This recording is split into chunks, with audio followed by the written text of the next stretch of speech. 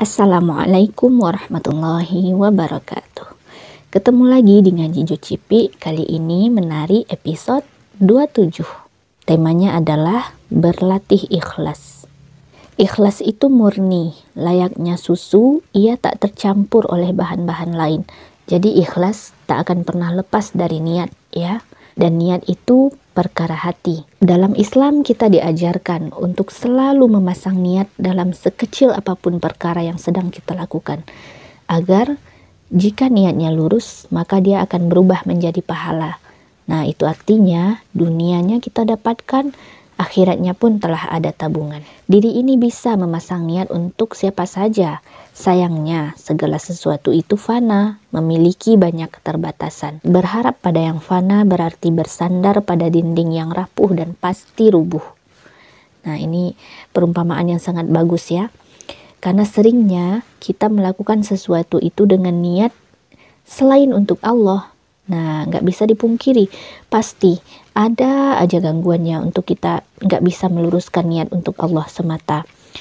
Nah, jadi ketika kita menyandarkan niat kita kepada selain Allah ya, karena hanya Allah yang paling tidak mengecewakan, karena hanya Allah yang paling mensyukuri hambanya, maka ketika kita meniatkan segala sesuatunya selain untuk Allah, siap-siap untuk kecewa.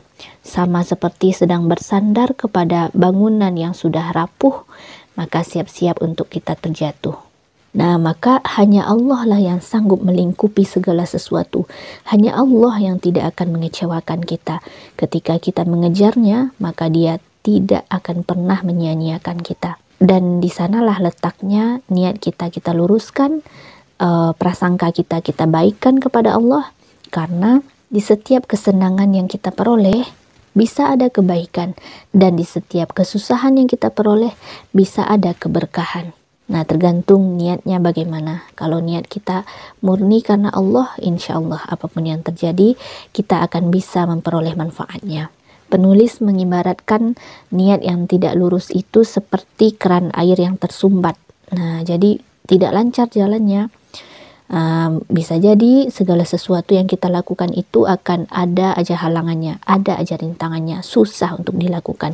Mungkin periksa lagi keran air kita, mungkin sedang tersumbat oleh niat-niat yang tak lurus karena Allah.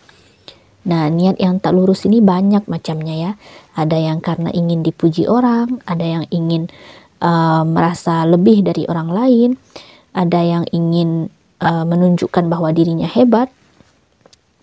Ada juga yang karena menginginkan ekonomi, uang, kehormatan, jabatan. Ya, ada banyak sekali peluang untuk kita bisa salah niat. Nah, maka tempat bergantung untuk niat kita yang bersih, murni, suci itu hanya kepada Allah, agar kita nggak kecewa. Tapi wajar ya ketika keran air kita tersumbat. Nah, karena iman kita bisa naik, bisa turun. Nah, jadi caranya adalah ketika keran air sedang tersumbat, sadari, segera kembali, segera luruskan lagi, bersihkan sumbatannya agar dia lancar kembali, agar lurus kembali aliran airnya.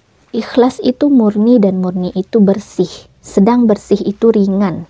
Mesin yang kotor bahkan terdapat tumpukan kerak perlu dibersihkan oleh mekanik agar lancar lajunya. Rumah yang kotor mengundang banyak penyakit. Dokumen yang berantakan membuat pekerjaan tak tuntas dengan cepat. Maka murnikanlah selalu niatmu, wahai diri. Berlatihlah ikhlas agar ringan langkahmu, kemudian hematlah energimu. Pikiran dan perasaan yang jernih akibat ikhlas akan sanggup lahirkan solusi yang tak disangka-sangka. Nah, aku punya cerita soal ini.